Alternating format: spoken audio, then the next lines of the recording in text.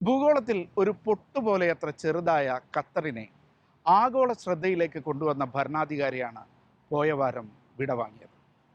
Sheikh Hamad bin ഖലീഫ അൽസാനി ലോകകപ്പിനെ ഖത്തറിലേക്ക് എത്തിച്ചതും ആഗോള ശ്രദ്ധ നേടുന്ന അൽ ജസീറ എന്ന ചാനലിൻ്റെ പിറവിക്കും കാരണക്കാരനായ ഭരണാധികാരി. അദ്ദേഹത്തിൻ്റെ ഓർമ്മകളിലേക്ക്. 2010 ഡിസംബർ 2 സ്വിറ്റ്സർലൻഡിലെ സ്യൂറിച്ചിലുള്ള ഫിഫ ആസ്ഥാനം ചരിത്രത്തിന് സാക്ഷ്യം വഹിക്കുകയായിരുന്നു. ആദ്യമായി ഒരു അറബ് രാജ്യത്തിലേക്ക് കാൽപന്തിന്റെ ലോക മത്സരങ്ങൾ എത്തുന്നുവെന്ന നിർണായക പ്രഖ്യാപനമായിരുന്നു അന്നത്തെ ഫിഫ പ്രസിഡന്റ് സെപ്പ് ബ്ലാറ്റർ നടത്തിയത്. ഈ പ്രഖ്യാപനത്തിൽ ഏറ്റവും കൂടുതൽ സന്തോഷിച്ചത് അന്നത്തെ ഖത്തർ ഭരണാധികാരി ഷെയ്ഖ് ഹമദ് ബിൻ ഖലീഫ അൽത്താനിയായിരുന്നു. 1995 ജൂൺ 27 അധികാരമേറ്റതു മുതൽ നടത്തിയ വിപ്ലവകരമായ പ്രവർത്തനങ്ങളുടെ ഫലം കൂടിയായിരുന്നു 2022 ഫുട്ബോൾ ലോകകപ്പ് ആതിഥേയത്വം ഖത്തറിന് കൈമാറിയത്. ലോകം ഒരുപാട് ആശങ്കകൾ ഉന്നയിച്ചപ്പോഴും ഖത്തർ എന്ന കൊച്ചു രാജ്യം ലോകകപ്പ് മനോഹരമായി നടത്തി.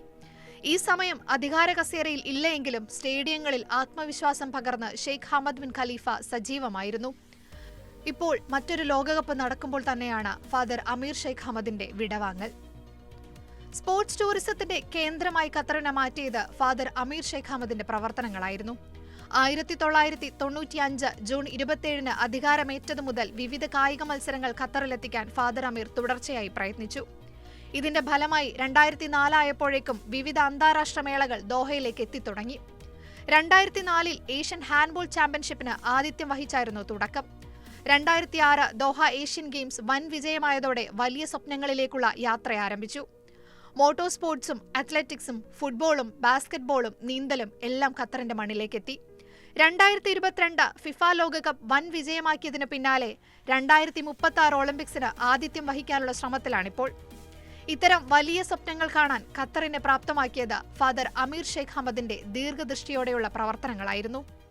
1972 സെപ്റ്റംബർ 30 കൃത്യമായി പറഞ്ഞാൽ ഞങ്ങൾ കുറച്ച് 4-5 പേർ ഒന്നിച്ച് വിദ്യാർത്ഥികളായിക്കൊണ്ട് ഖത്തറിൽ ലാൻഡ് ചെയ്യുന്നത്. അന്ന് ഷെയ്ഖ് ഖലീഫ ബിൻ അഹമ്മദ് ആലിസാനി ആണ് രാജ്യത്തിൻ്റെ റൂളർ, അമീർ. അദ്ദേഹത്തിൻ്റെ മൂത്ത പുത്രനാണ് ഷെയ്ഖ് അഹമ്മദ്. പള്ളിയിൽ നിന്ന് ഒരിക്കൽ നമസ്കരിക്കുമ്പോൾ ഞാൻ അനുഭവം ഉണ്ടായിട്ട് അദ്ദേഹം ഏതാണ്ട് ഒരു കുട്ടിയായ അവസ്ഥയിൽ ഈ അഹമ്മദ് അദ്ദേഹം എൻ്റെ മുമ്പിലുള്ള സഫിലുണ്ട്. ഈ രീതിയിൽ ആണ് അത് തുടക്കം. പിന്നീട് അദ്ദേഹം കുറച്ച് വർഷങ്ങൾക്ക് ശേഷം കൗൺപ്രിൻസായിട്ട് പ്രഖ്യാപിക്കപ്പെട്ടു.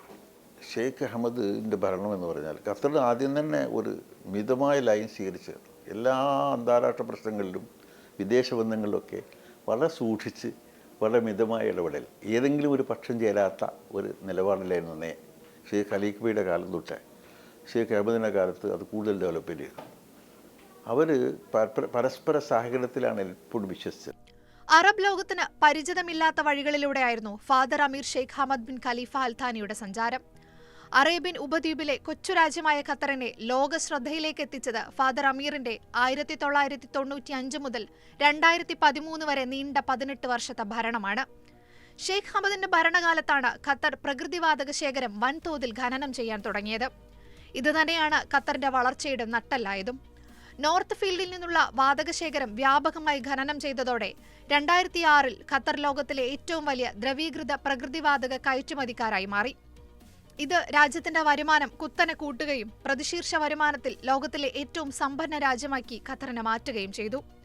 ഈ വരുമാനമാണ് ഫാദർ അമീർ ഷെയ്ഖ് ഹമദ് മറ്റു മേഖലകളിലെ വളർച്ചയ്ക്ക് ഉപയോഗിച്ചതും. The Indian community has gathered here today at the Indian Cultural Center to pay tribute to the late Father Amir, who unfortunately passed away recently.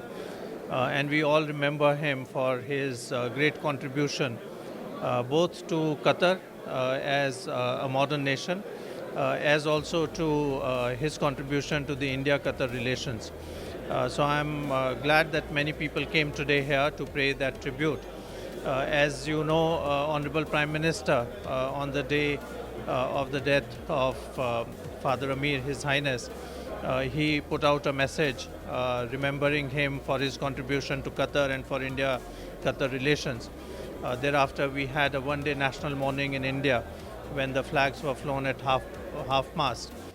ഊർജ്ജ മേഖലയ്ക്കൊപ്പം വിദ്യാഭ്യാസം, ആരോഗ്യം, കായികം, മാധ്യമം തുടങ്ങി എല്ലാ മേഖലകളിലും വൻ മാറ്റങ്ങളാണ് കൊണ്ടുവന്നത്. 1995 അദ്ദേഹം ഖത്തർ ഫൗണ്ടേഷൻ സ്ഥാപിച്ചു.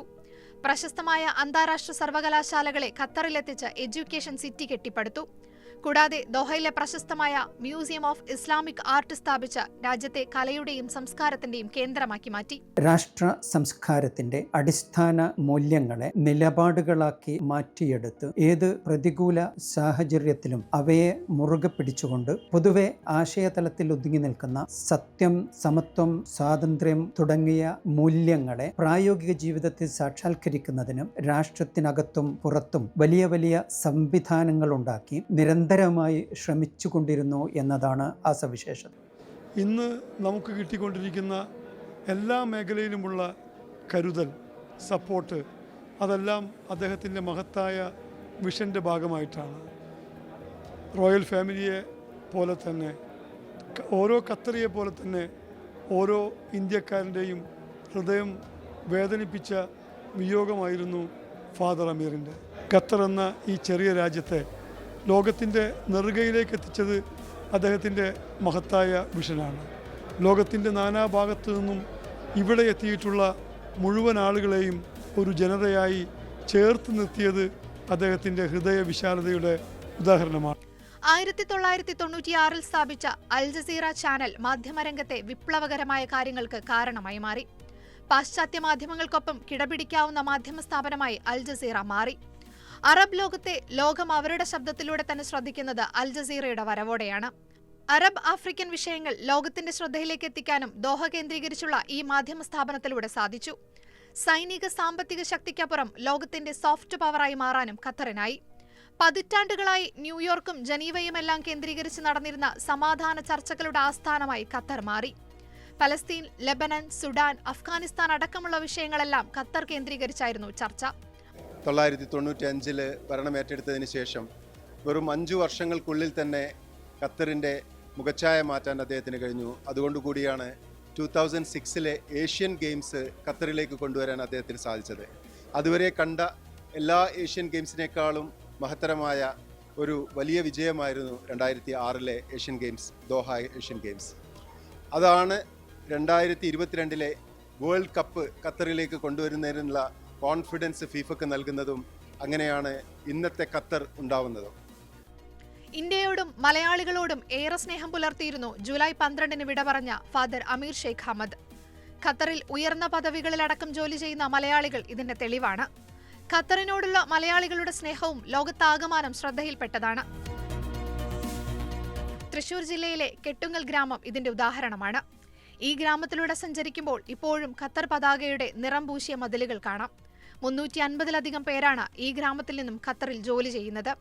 ഇത്തരത്തിൽ 100 കണക്കിന് പ്രദേശങ്ങളാണ് ലോകത്ത് ഖത്തറിന്റെ അടയാളങ്ങളാൽ രേഖപ്പെടുത്തിയിട്ടുള്ളത്. A short break.